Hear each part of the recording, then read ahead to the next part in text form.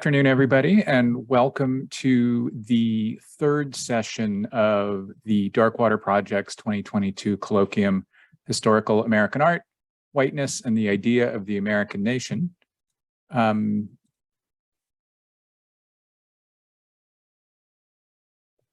we go. This week we are I am presenting Dr. Nell Irvin Painter's fantastic book, The History of White People, a book so fantastic and so popular that it was a New York Times bestseller when it came out. Here is the outline of where we'll be going today. I want to note a couple things right off the bat. I'm going to provide an introduction to Dr. Painter's book.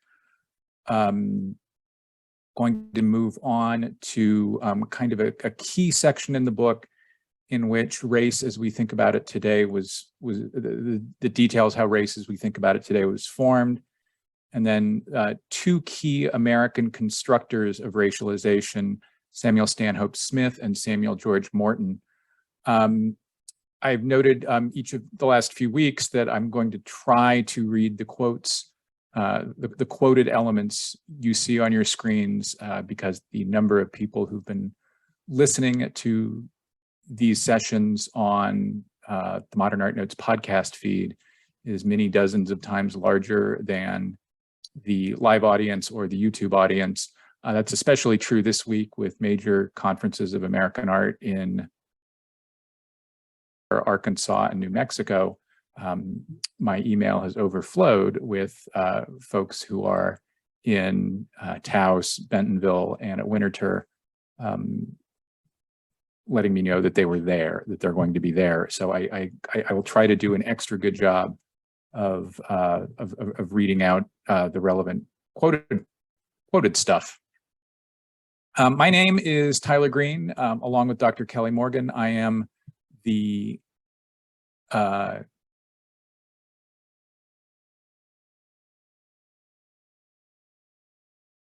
co-founder of the Darkwater Project. I beg your pardon, I can't seem to get Zoom to share with me the chat window this week. I'm not sure why not. Perhaps that will make itself clear later on. I've written, along with Dr. Kelly Morgan, I am the co-founder of the Darkwater Project. Dr. Morgan, after we got started here on Darkwater, took a job running the first anti-racist curatorial studies program in the United States, founding it, in fact, at Tufts University. I encourage all y'all to check it out. They're doing fantastic stuff. I've written two books about American art, a biography-ish of the most influential artist of the American artist of the 19th century, Carlton Watkins, and a book enormously informed by Dr. Painter's The History of White People, Emerson's Nature and the Artists, came out last year. I'm also the producer and host of the Modern Art Notes podcast, which has been, which enters its 12th year next month, gas. Before that, I was a journalist and critic going back to the 1990s. The quicker we move past that, the better. What is the Darkwater Project? Someone's new every week. The Darkwater Project works to create and share and enjoin an anti-racist American art history by revealing and researching how American art has played a role in the construction of American white supremacy. Darkwater is particularly focused on, or is entirely focused on, historical American art, so art produced between the Boston Massacre in 1770 and the Harlem Renaissance, kind of roughly through the 1930s. Darkwater is especially interested in bringing research from the fields of whiteness studies, genocide studies, and citizenship studies into our examination and presentation of historical American art. This six-part colloquium, of which this is the third part, is particularly oriented, of course, around bringing discussions of whiteness studies to the American field. Let's turn to Dr. Painter's is just the most delightful read. It really reads like a page turner, like a novel, like an exciting narrative thing. And Dr. Painter writes with extraordinary verve and scholarly cheek. She starts the book by explaining that our understanding of race is an intellectual manufacture, an invention born from the overlap of philosophy, science, art, travel literature, yes, travel literature, and more. And in the context of the United States, she notes that, you know, the United States is largely, quote, largely based on African slavery and founded in the era that invented the very idea of race. Race as color has always played a prominent role here. So the construct of race that we live with in today's United States has been in place since at least World War II. And that understanding is that the United States is racially divided, primarily along black-white lines, and that white Americans have further divided themselves by something called ethnicity. This is a construct that is extremely persistent in American life, even though it's based on very little scientific or biological, nothing scientific or biological. As Dr. Painter notes, quote, by this reckoning, there were only 3 real races, and these were in place by the 19th century, Mongoloid, Negroid, and Caucasoid, but countless ethnicities. You know, when we talked in the first session of this colloquium about racial covenants being in place around American real estate, for example, such as in California in the very early 1900s, we saw these exact 3 constructs.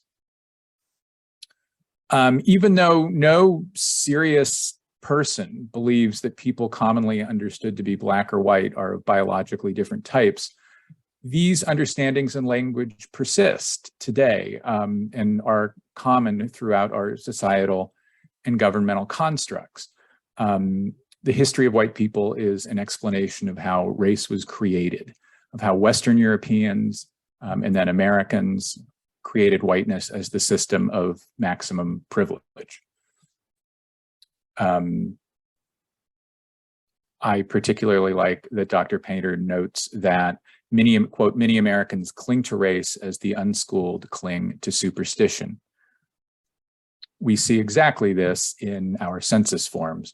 When I moved to Asheville, North Carolina a couple of years ago, I also had to go get a driver's license, and the state of North Carolina didn't want to categorize me as white. It was very intent on categorizing me as Caucasian, and I refused to check that box. I mean, literally, I refused to check that box. There were, depending on the census form you got last time around, 2 to 4 questions on race. Here they are. It is this form is a hodgepodge of incoherence. I particularly call your attention here to the way on this form people from North Africa who live in Egypt, Egyptians, are categorized for federal purposes as white. Samuel George Morton, the second American pseudoscientist, second American figure in the pseudoscientist we'll be discussing second today, that construct stems substantially from him. I'll briefly touch on that later, but in terms of Samuel George Morton's address of Egypt, I'll be leaving that until section 6. Say that 5 times fast. Dr. Painter starts her narrative by assembling, I should start by saying I'm not going to summarize the entire book. The first third of the history of white people goes up to about the Civil War in both Europe and the United States. The next third details Ralph Waldo Emerson's role in joining and spreading white race theory and Anglo-Saxonism in the United States. Dr. Painter calls Emerson, quote, the philosopher king of American white race theory. We've done enough Emerson in the first 2 programs, while Emerson is far and away the most important American intellectual of the 19th century.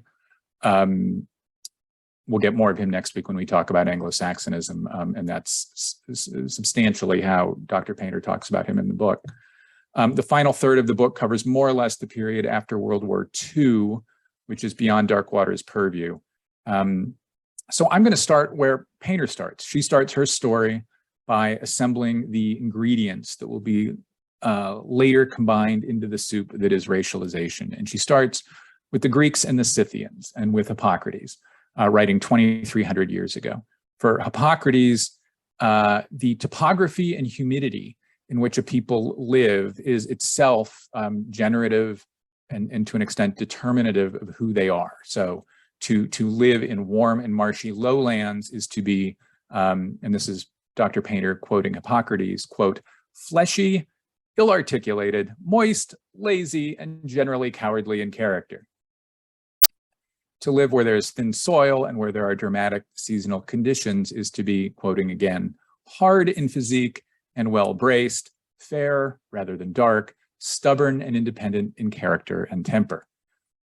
The key point we should take away from Hippocrates, says Dr. Painter, is that geography is determinative. Next ingredient in the soup comes through Julius Caesar, who splits Europe in two. North of Italy, north of the Alps, are barbarous people. South of the Alps, where Julius Caesar lived, are, quote, civilized people.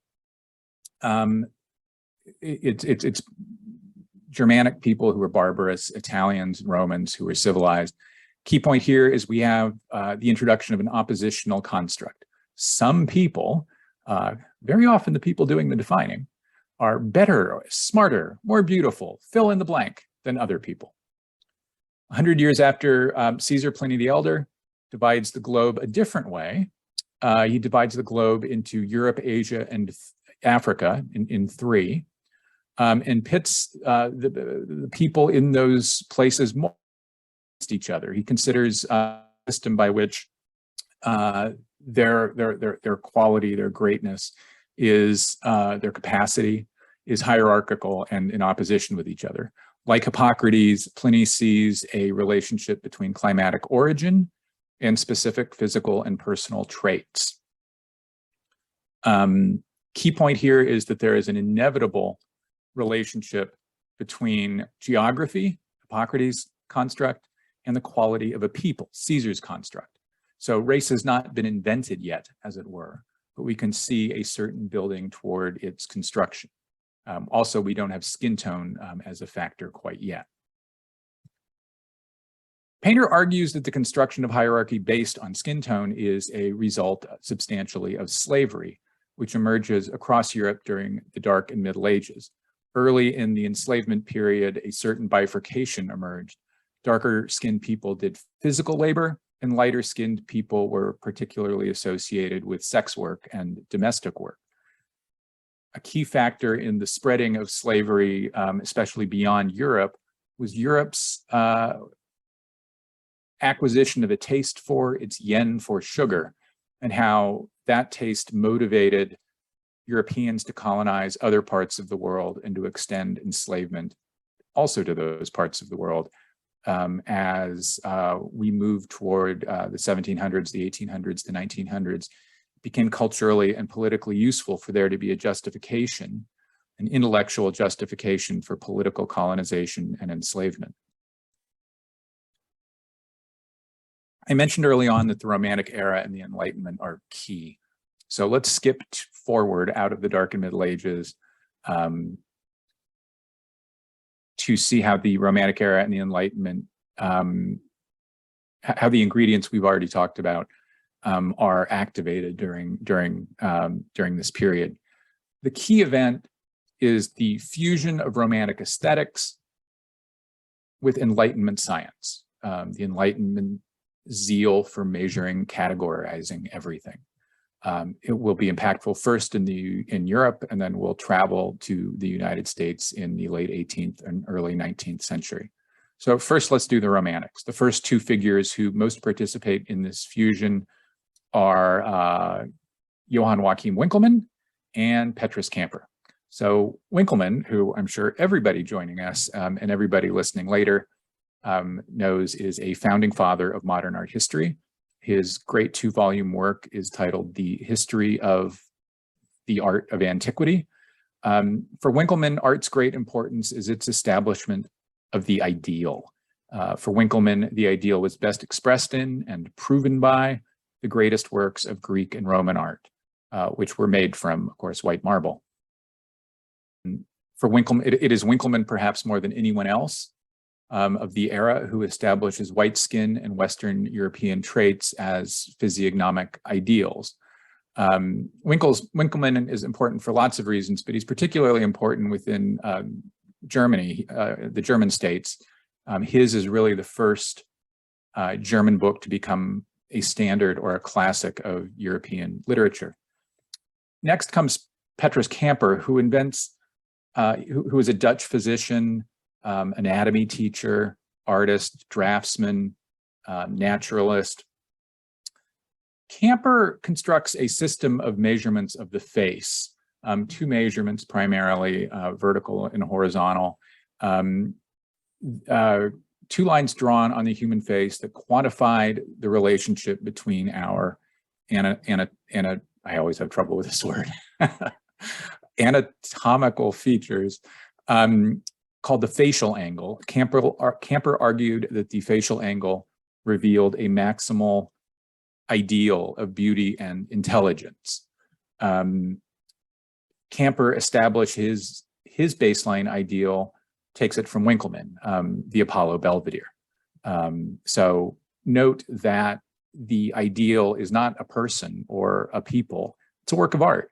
We're going to talk about that a lot. That's going to be really important to the Americans when we get to the Americans. Camper's texts Camper starts extending these ideas by lecture in the 1770s in European university towns and abroad. His texts were confusing enough and kind of disjointed enough that by the end of his life, the texts are not taken terribly seriously. However, his illustrations were considered, were seen, were regarded with much more clarity. And they helped join an aesthetic ideal, Winckelmann's Apollo, Belvedere, and other works of art, with measurement-driven proof, air quotes, proof, that the aesthetic ideal was also an anatomical ideal. Here we have, the Apollo Belvedere, of course, was famous in Europe well before Winckelmann. Here is among the prints most prominent in helping it be known in what will become the United States. And here, from the collection of the Rijksmuseum and lots of other places, of course, is an etching after Petrus Camper's famous facial angle chart, if you will. Note that for Camper, the chart was widely understood to compare Africans to orangutans and chimpanzees, and the European to the Apollo Belvedere. They are like that, we are like this, is how this chart was understood, especially in the United States. I mentioned earlier that much of Camper's authority came from his embrace of an activity within art. Here's here's a Dutch painting of the sort that will be mighty familiar of Camper, this figure right here, delivering an anatomy lesson. Camper was a sculptor. Here's a self-portrait from the Rijksmuseum's collection. And the Rijksmuseum collection is rich with examples of Camper's drawings, particularly of animals. Here's a head of a rhinoceros, which, it must be said, looks like the head of a rhinoceros. Let's talk about the Enlightenment constructs, which are most established first by Johann Friedrich Blumenbach. Blumenbach applies Enlightenment era taxonomy to human skulls, which he collects. He also adds an additional data point, if that's the right phrase, data component, and that is skin color. Skin color for Blumenbach is data just like, say, height and weight might be. It is Blumenbach who creates the understanding stubbornly with us today that white people are Caucasian. Dr. Painter, over several chapters, explains how that construct came to be. I'm skipping it here because it doesn't have a lot to do with the American art we're going to get into in a moment.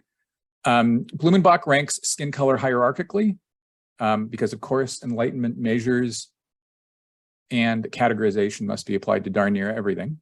In short, Blumenbach takes Camper's ideas, measured many more skulls than Camper did, adds in skin tone, and declared that what we understand to be a single species of human beings was, in fact, 4 varieties of humans, a number that Blumenbach later bumps up to 5. Naturally, Blumenbach decides that the Caucasian variety is the variety with the most unimpeachable scientific and aesthetic pedigree. Beauty plus allegedly scientific measurements equals the ideal. This is white supremacy, philosophically, aesthetically, and pseudoscientifically defined. Also important is a German named Christoph Meiners, who was a philosopher, a historian, and a racializing theorist. Meiners argued that the primary characteristic of race is beauty. He splits all mankind into 2 divisions, what he calls the beautiful white race and, quote, the ugly black race. Meiners argues, and Europe seizes upon this idea, that these divisions justified and even required the enslavement and colonization of people Europeans had not constructed into whiteness, so-called lesser peoples. Obviously, the political implications of this bifurcation are vast. So just to kind of summarize where we are as the American nation is coming into being, or at least our American nation is coming into being. Geography is determinative. Europe and its descendants are greater than Asians, are greater than Africans. All people can be slotted into a hierarchy in which the best peoples are the most civilized people and the least are barbaric. Lighter-skinned people are better, more beautiful, more capable than darker-skinned people. Lighter-skinned people have the greatest capacity or the capacity to be civilized, whereas darker people are inevitably barbaric. That and then often, particularly politically, darker-skinned people have been pseudoscientifically and aesthetically constructed into lesserhood, and this justifies colonization and enslavement. So we have gone from Winckelmann's wielding of the Apollo Belvedere and the Laocoon, for example, from Winckelmann's wielding of classical art through Chardin, who wrote a key racializing travelogue in the late 17th century as Sir John Chardin, a travelogue that earned him membership in London's Royal Society, a travelogue that really informs, motivates the French art historical standard of the odalisque, in fact. Artists were key to how Europeans built and extended racializing constructs. This is important to white Americans who, and to white intellectuals who want to be considered as being descended from white Europeans and to be engaging with, meaningfully engaging with, extending European constructs. These exact years, 1750 to 1825, 1835, the years we're talking about here, are, of course, not only the years the United States colonists and then the United States are defining themselves. It's the height of the transatlantic slave trade. Determining who could and who could not participate within the American project was crucial, remains crucial through the expansion of Jacksonian, the limited expansion of Jacksonian democracy. And of course, it's still important today. So that meant that in some way, white Americans had to grapple with the 2 compromising sins at the heart of the construction of their new nation. First, the new nation's political embrace and increasing reliance upon enslavement. And secondly, the widespread, dominant, really, belief that republicanism, self-government, could only thrive in a geographically expanding nation. That expansion was necessary because it provided a pressure release for population growth and thus could help Americans or America avoid the kinds of class battles that were already beginning in Europe and of course would explode in 1848. Art was key to this. This situation, combined with the American eagerness to produce art, culture, philosophy, and science that engaged with and extended and earned the respect of Europeans, created a powerful opportunity politically, culturally, and otherwise for Americans to extend the construction of race. And as part of this process, white Americans will soon define American, all of American, as descent from certain Western Europeans. Baraletsky asks in the chat, would it then be an oversimplification to characterize white supremacy as an expressed and explicitly expressed byproduct of the Enlightenment? I'm not a scholar of the Enlightenment, but I'm pretty comfortable with that phrase. And I think a lot of Jefferson scholars, for example, would be too. I mean, you know, we're about to talk about Samuel Stanhope Smith, the dapper chap on the left of your screen, and Samuel George Morton, probably the third major American figure of what we're going to talk about here is Thomas Jefferson, especially first through his notes on the state of Virginia, which Dr. Painter addresses, but because Jefferson was less involved with art than the other two folks here, he's a bit beyond our purview. Samuel Stanhope Smith, who's he? He was a Presbyterian minister, college professor, founder of Hampton-Sydney College, became the president of the College of New Jersey, which of course is the future Princeton University, in 1795, and he ran College of New Jersey until 1812. In 1787, Smith gives a lecture at the American Philosophical Society in Philadelphia, first published here in this pamphlet or book on the left. Note that it's printed in Philadelphia, but it was all, Smith made sure it was printed in Europe as well. It's important to the Americans that the Europeans see them as engaging with and expanding those ideas. Smith will build on the ideas in this book and expand them and revise them for the next quarter century. And then publishes all of those expanded and revised ideas in 1810. I'm afraid the title page I've got here is only of Canada and New York. There are other editions, of course, but none that show or would show this clearly on your screen. So what's in the book? Samuel Stanhope Smith argues that all mankind descended from Adam and Eve, but that mankind subsequently diverged through adaptation. That is, humans started as white and degenerated. Samuel Stanhope Smith argued that climate determined the quality and capacity of humans. That may sound familiar. We heard it from Hippocrates 2100 years before Smith is writing. Within the context of the United States, Smith writes that where New England was cold and high, and Georgia was hot and low, that had specific ramifications for the people who lived in those specific geographies. Indeed, it's, for Smith, upper-class Northerners who lived in topographically varied country and within urbanities, such as Philadelphia and Boston, inevitably had lighter skin, which indicated their refinement. And indicated they were better people. Indeed, Smith argues that the better a person you were, the lighter your skin would become. Conversely, lower class people, such as those living in the South, and Smith, of course, is writing about Africans and Native Americans, but he also points out that he's writing about whites who live in the Southern backcountry. And he writes that they are more inclined to, air quotes, savagery. Again, skin color can both be actively created by the circumstance in which you live your life, but also it's an innate trait that reveals capacity.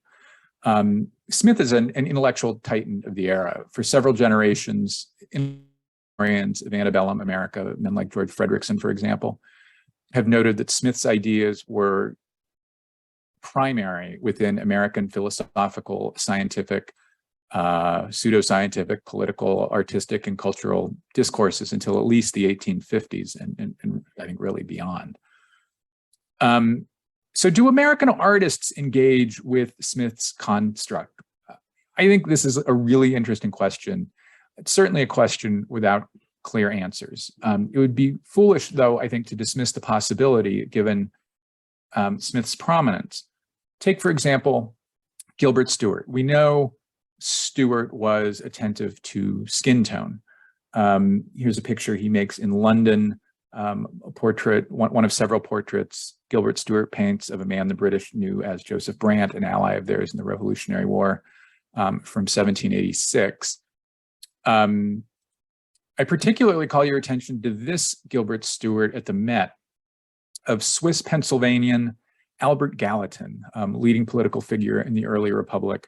Scholars have long noted this painting's unusual skin tone, shall we say, and ascribed that to a simple lack of pictorial quality. Maybe, definitely maybe. And I got to say, the Met has not, so far as I know, hung this painting in a long time, and I haven't seen it in a very long time. But also maybe this. Gallatin is known to have been extremely mindful that his skin tone was darker than usual for a Western European descendant. In 1789, his state, Pennsylvania, called a constitutional convention that, among other things, sought to define citizenship within the state. This, of course, is a time in American history when it was states that defined citizenship, not the federal government. Draft language was proposed on the convention floor that suffrage, full political citizenship, be limited to, quote, white taxpayers. That was the language in the draft language. That was the specific word, white, in the draft language. The man who objected to that language was Gallatin, and we don't know why, not specifically, but many historians have speculated that given that Gallatin was well aware of his dark skin tone, I think Gallatin described himself as swarthy, his word. The Gallatin may have been concerned that if whiteness was a precondition for full citizenship, that he might not fully qualify, or that his status as a citizen could be challenged. So Gallatin, on the floor of the Pennsylvania Constitutional Convention, moved that white be stricken from the Pennsylvania Constitution, and it was. Possibly, I think it's fair to wonder if the lack of quality that art historians have found in Stuart's Gallatin is Stuart simply struggling to represent Gallatin's skin tone. I tried to pick a Gallatin portrait from as close to the year of the Mets, which is 1803, as I could. So here's a Rembrandt Peale from 1805 that's at Independence National Historic Park in Philadelphia. It's a painting owned by the National Park Service. Samuel Stanhope Smith starts lecturing and spreading his theories in the late 1780s, as I noted earlier. They don't catch on right away, especially in the late 18th century. It takes a while for ideas to transit across the up and down the Atlantic seaboard. I mean, and this will be true, for decades hence. I mean, Emerson writes Nature in 1836, and it doesn't really begin to be read in New York for really 10 years, right? So I pulled three Stuart portraits painted in the United States from the early to mid 1790s. I tried to pick three that were, if possible, shot at the same place, about the same time, eliminating to the extent I could for the purposes of the slideshow, variations due to digital photography. So compare these three and how Stuart represents his sitters to these three pictures painted in the late 1800s or around 1810.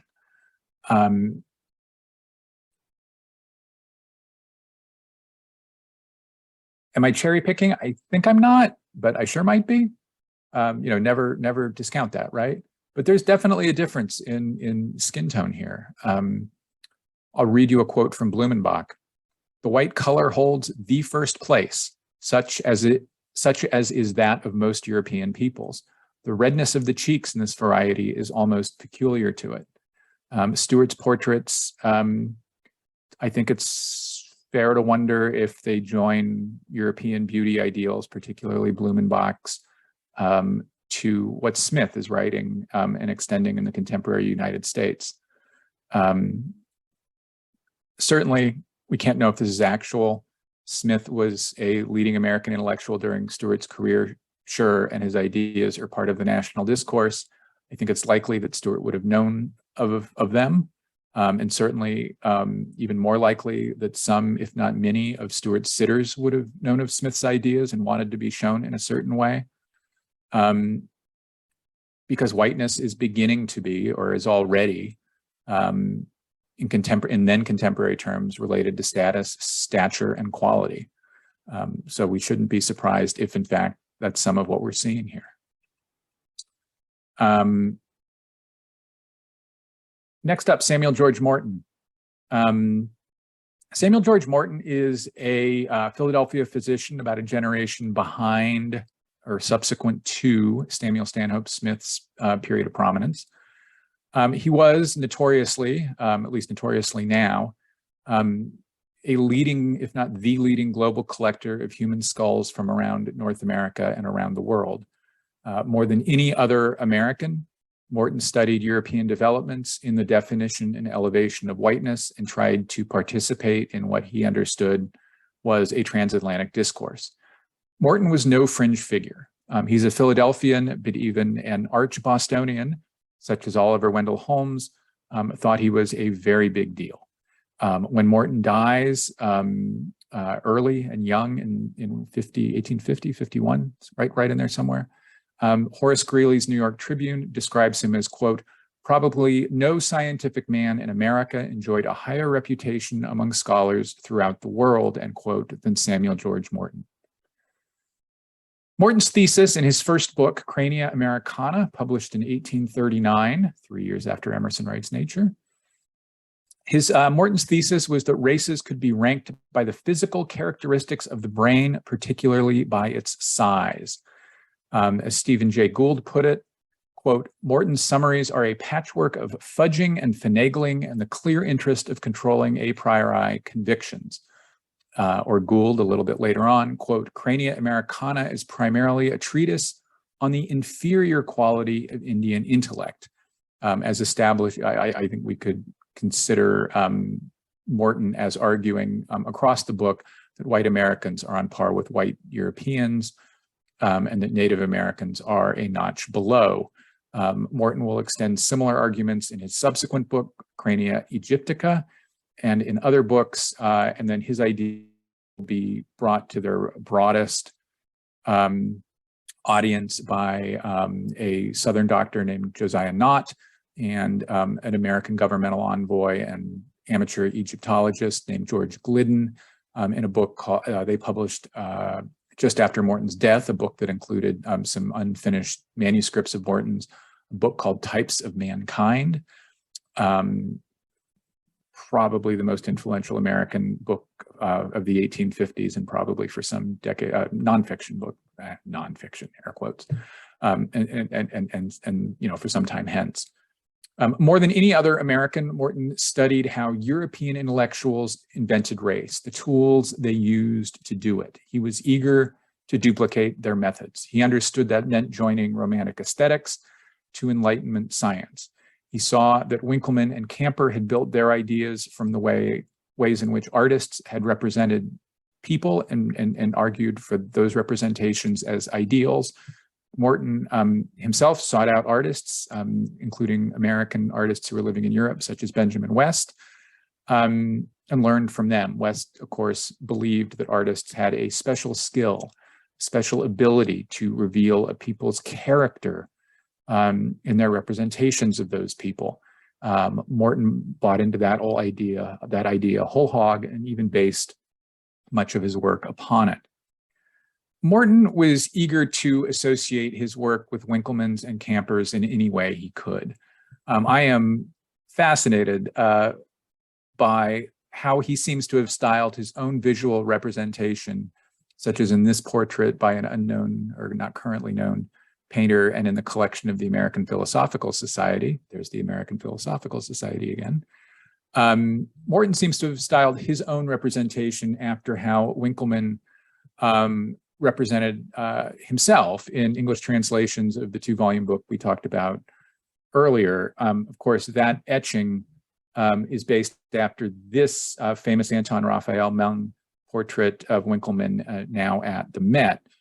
Note the collar, the cloak, Winckelmann reading a book, Morton's books behind him, a skull above them. Before I move on from the American Philosophical Society, there's no one place where American racialization, the American participation in racialization is headquartered or is run from. But to the extent there is a clubhouse where the thing is established as legitimate, it is the American Philosophical Society, which you see here on your screen. This is its original building. It is the only privately owned or held building on Independence Square in the Independence Mall area of Philadelphia. Its library, which is a reproduction, is across the street from APS. It's all still there. I should note that one of the Europeans we've already discussed was himself elected to the American Philosophical Society, Petrus Camper, in 1789. Morton's hero was right there. Morton jumped off from Camper's pseudoscientific work, specifically this passage, in which Camper pointed to how the work of European skull collectors, such as him, such as Blumenbach, might be extended by an American, writes Camper. I have never been able to obtain possession of the cranium of a Native American, nor even of an Anglo-American, which has, however, some peculiarities that were pointed out to me by that celebrated artist, Benjamin West, of which, as he was born in Pennsylvania, and of course, West was well in Europe for his paintings, which included Native Americans. He was the best qualified to judge. Their face, and here Camper is talking of Native Americans, their face is long and narrow, and the socket of the eye surrounds the ball in so close a manner that no space is allowed for a large upper eyelid, which is so graceful to the countenance of most Europeans. Note, of course, that as West informed Morton, he informed Camper, which also further informed Morton. And note Camper's eager association of a beauty ideal with human capacity. Morton notices that Camper and Winckelmann and Blumenbach and the rest are building their ideas about people they don't know or may not know, from cultural materials such as paintings and drawings and so on. And so Morton takes that and builds his skull measurements and other work to support what he believed he learned about people from cultural materials. And he tells us over and over again that's what he's doing. And he's learning that from Camper and the other Europeans. Among the cultural materials on which Morton relied, and he tells us this in Crania Americana and with its illustrations, and he tells us this in his subsequent books and with their illustrations, is art. In this case, paintings of Native Americans made by, in the case of Crania Americana, paintings of Native Americans made by white painters in the 1820s and 1830s. The foremost commissioner of such works, as I'm sure many of you know, was Thomas McKinney, a Christianist dispossession and assimilation advocate who was the superintendent of Indian affairs for the federal government between 1824 and 1830. Among much else, McKinney instigated, he helped write and push through the Indian Removal Act, Andrew Jackson's notorious and infamous legislation. McKinney is best known to art historians for instigating a project of commissioning portraits of Native American leaders who visited Washington, D.C. Charles Bird King was McKinney's preferred artist. Here are two Kings. King's portraits were exhibited throughout the United States, particularly the Northeast, before being installed at the Smithsonian, where many of them burned in an 1865 fire. It's worth noting that King made many portraits, did not merely confine himself to making one portrait per person, per sitter. I want to point out in these Kings, we talked last week when we talked about landscape, about the difference between wilderness and Emersonian landscape, and that wilderness was a scary and dangerous place as white Americans understood it. in part because Native Americans, who they constructed into being dangerous, lived there. Note that King is in each of these paintings representing his sitters as living in and being sited within wilderness. Others, so not only were Charles Bird King's paintings exhibited up and down the East Coast, but they were known by painted copies made by artists such as Henry Inman and John Nagel. And also King's paintings were extended as color lithographs, hand-colored lithographs, within McKenney's multi-volume History of the Indian Tribes of America, which was published between 1836 and 1844. A lot of these years are beginning to sound alike, aren't they?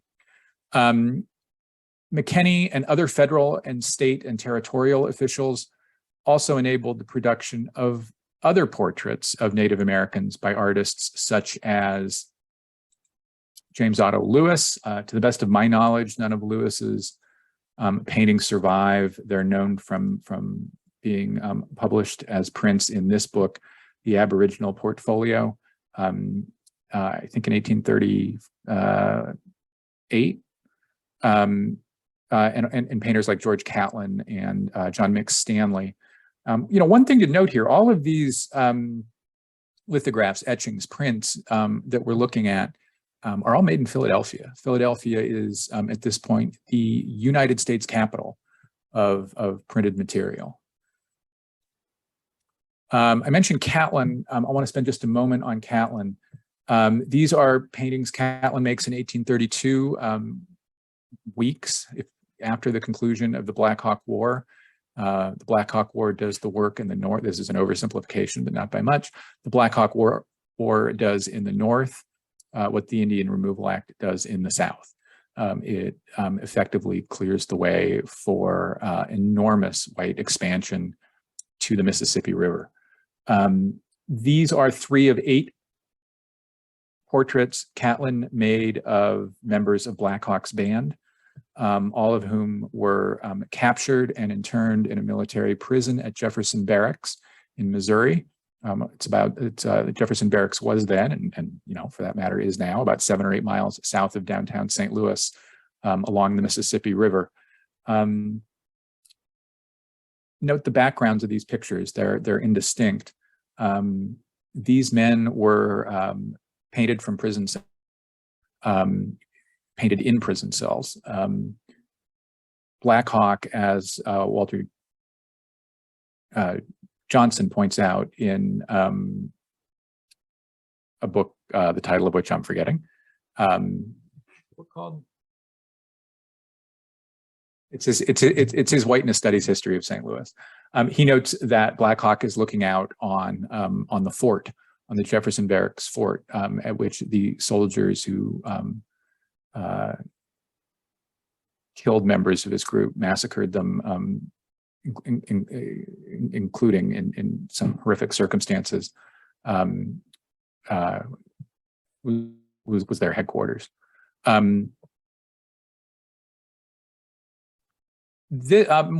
Samuel George Morton opens Crania Americana, unquestionably the first major American pseudoscientific work, with one of these portraits. It's a lithographic reproduction of a painting Morton had seen, a painting by John Nagel, which was almost certainly a copy of a Charles Bird King painting, possibly this very one at the Gilcrease in Tulsa. These pictures were crucial to how Morton invented his ideas about Native Americans, their capacities, their personalities, their character. And Morton wants us to know it because he's copying what the Europeans had done. And he's doing that intentionally. And he thought that doing it as the Europeans had done it was a sure ticket to being taken seriously on both sides of the Atlantic. And we must be said, he was taken seriously on both sides of the Atlantic. Morton tells us that these portraits are really important to him. Quote, "Among the multitude of Indian portraits which have come under my notice, I know of no one that embraces more characteristic traits than this." And he's talking of Nagel's portrait of Big Elk. "As seen in the retreating forehead, the low brow, the dull and seemingly unobservant eye, the large aquiline nose, the high cheekbones, full mouth and chin, and angular face. Of course, all of these facial characteristics would have been understood as not being European facial characteristics. In the 1820s and later, native portraiture projects established, or at least extended, white control over the representation of native people. The McKinney Project and related projects such as Catlin's and the way the US Army made imprisoned natives such as Black Hawk available to artists in St. Louis and on the East Coast in the early 1830s, and the way the Osceola available to artists in Charleston in 1838, in fact, just days and weeks before he would die in captivity in a prison in Charleston Harbor. All of this was about using representation as an extension of dominion and control. The painters and their governmental sponsors subsequently made the painters' representations available to a broad white public, substantially denying Native people input into control of how they were represented. Just as imperial westering left Native people across the South and that era's West vulnerable to America's physical advance, these projects left Native people vulnerable to narratives whites might construct from them. And no one took greater advantage, perhaps, than Samuel George Morton. Just as Winckelmann built his arguments about ideal Europeans and what they were like, so too Morton. Just as Camper had built the forms in art, such as engraved reproductions into visual support for his textual argument, so too Morton. All of this is no accident. Morton is sticking to the template. For Winckelmann, the Apollo Belvedere and the Laocoon and other classical sculpture established ideals. For Morton, the Whites-made portraits of Native Americans established ideal Cherokee or Osage, for example.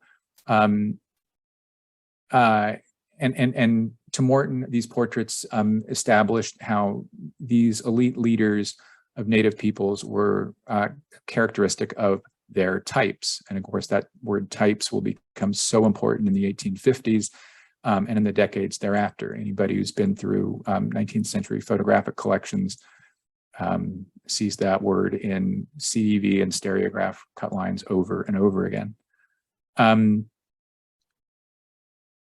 Morton duplicated, thank you very much. Somebody's bailing me out on my absolutely butchering Walter Johnson. Thank you, Jason Patterson, for bailing me out. There's a link to Walter Johnson's great book about St. Louis in the chat. So I mentioned that Morton duplicated European methods of presenting his work. So he's using text joined to tools familiar to art and to the dissemination of art. Namely engravings and lithographs, reproductions of sculptures and paintings. Morton is ever wielding the enduring cultural currency of fine art as supporting evidence for his pseudo-scientific constructions. Again, it's important to note that Philadelphia was the absolute capital of American engraving and lithography in this period.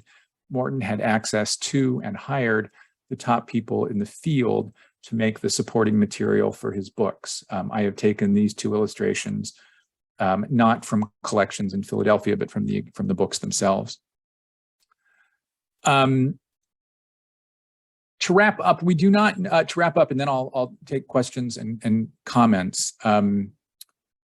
We do not know precisely what Native American portraits Morton saw. He didn't leave that behind, at least to the best of my knowledge and to the best of my ability to find it. He did not.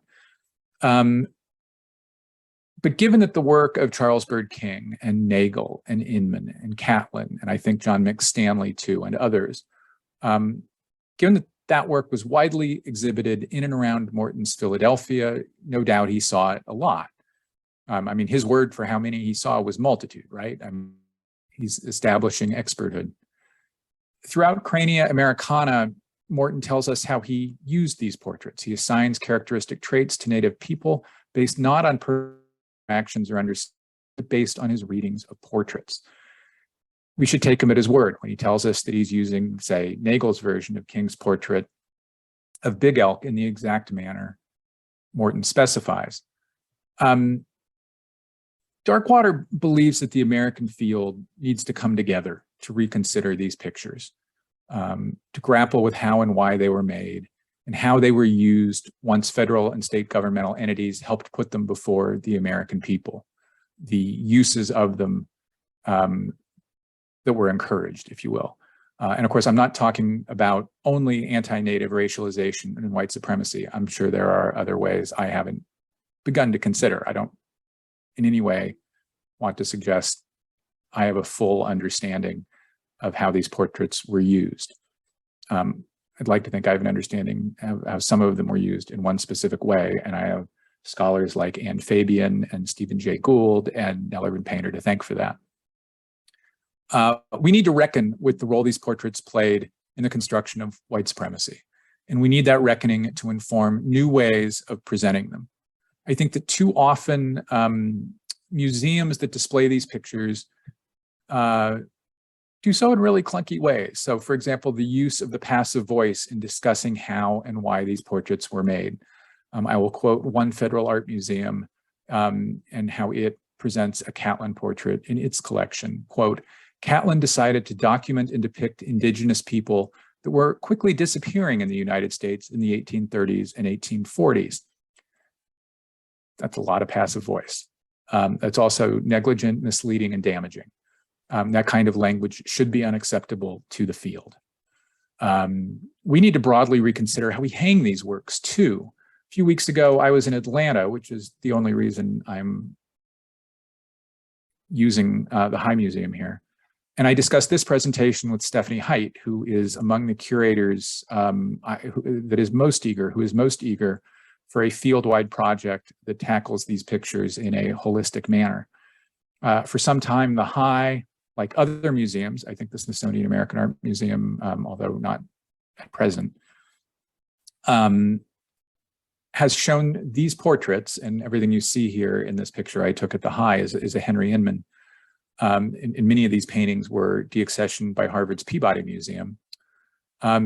Museums have often installed them in a grid, a classic form of taxonomic presentation. I believe they were often originally installed in a grid. We should think about what that mode of display means in the context of the histories painters' books and others like it, I just mentioned several, lays out. I could continue listing other forms of consideration in display that we as a field should consider, and soon, but I've gone on long enough. I'll just finish by saying that working with funders to enable work such as I'm proposing here in this last kind of spoken paragraph is a specific priority of Dark Waters in the months to come. And I hope many of you who are here today, and the more of you who will watch on YouTube and listen via the Man podcast feed, reach out to me and share with me your eagerness to participate in such. That's it for me. If you all have questions, I would be delighted to answer them. If you have discussion points you'd like to raise, I would be delighted by that as well.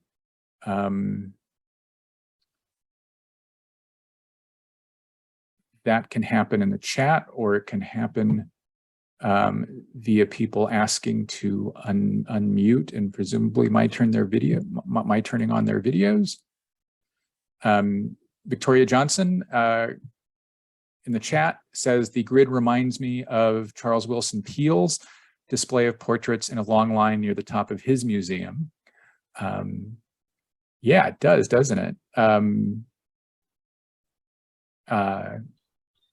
Gee, where was Charles Wilson Peele? What city was he in? But can you hear me? Yes. Okay. But in that case, they were, great Americans. And I recall he was happy after Burr was disgraced, that he said was happy he had never painted a picture of a scoundrel like Burr. And so he had this display of white Americans. I'm pushing back a little bit on the grid as a problem. I understand where that comes from, but I wonder if it's not as problematic when we compare it to Yeah, that's certainly a fair point. I don't want to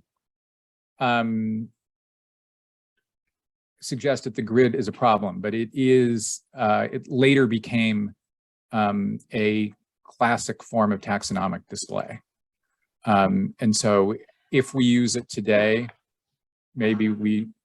Sorry, there's a fire truck going by my office window. If we continue that mode of display for this particular work now, maybe we should have that in mind. That's interesting. Thinking about Peel, who was also displaying, tons of stuffed birds and, specimens. And so in a way, it was part of his taxonomic display, but at the time he didn't find a problem with it. But we have 2 centuries of history since then. When I was typing the 1-sentence bios of all those Europeans, I noticed at one typing that I kept describing them all the same way. Naturalist, physician, zoologist, artist. The phrase Renaissance man exists for a reason, right?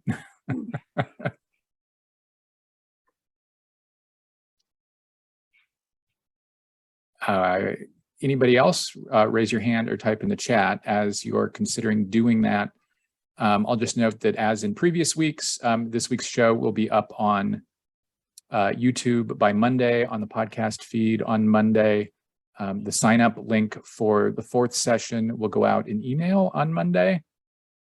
I see no more questions, so I'll simply thank you all for joining us and look forward to welcoming you all back in 2 weeks. Oh, Min Delbaca has one question that I'll address before we go. Min says, this isn't a question so much as a contribution to the discussion about how historical portraiture contextualizes Indigenous people. Wendy Redstar, a contemporary multimedia artist and member of the Crow tribe, has a really fantastic installation that's essentially her annotation of the portraits from the 1880 Crow peace delegation in red marker. It's a great work, explaining in detail the meaning and significance of their dress. Yeah, she kind of, it's like an edit, a markup, like a photo editor would, if you will. The continued interaction between Indigenous artists in 1800s portraiture highlights the continued survivance of Indigenous people. It sure does. And that work, last time I saw it, in fact, last time I saw it, it was at the National Museum at Duke. It's in their collection. Reminds me that Native artists have very often been more willing to tackle the complications and difficulties of these histories than art historians have been. And I don't just mean Americanists. I mean European art historians of European art too.